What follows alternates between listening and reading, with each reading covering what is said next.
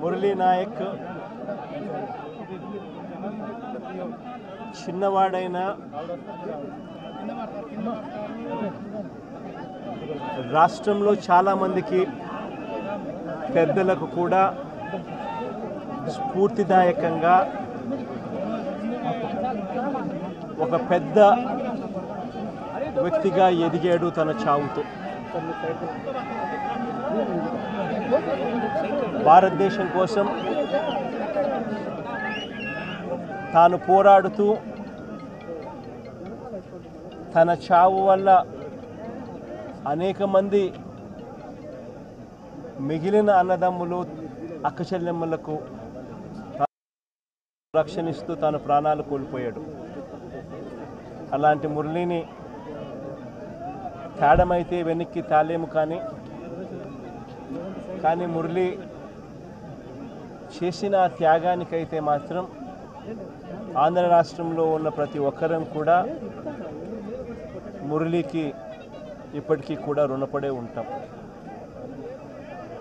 రాష్ట్ర ప్రభుత్వం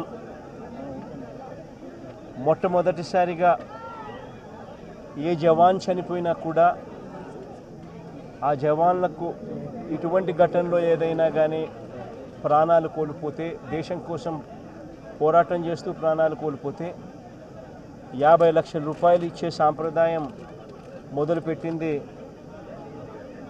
వైఎస్ఆర్సీపీ ప్రభుత్వ హయాంలో మొదలుపెట్టినందుకు చాలా సంతోషపడతా ఉన్నాం.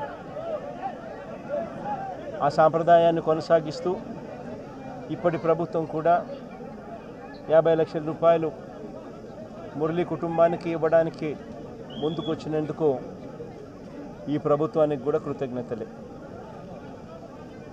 పార్టీ తరపు నుంచి అన్ని రకాలుగా మురళికి అండగా తోడుగా ఉంటాం. పార్టీ తరపు నుంచి ఒక 25 లక్షల రూపాయలు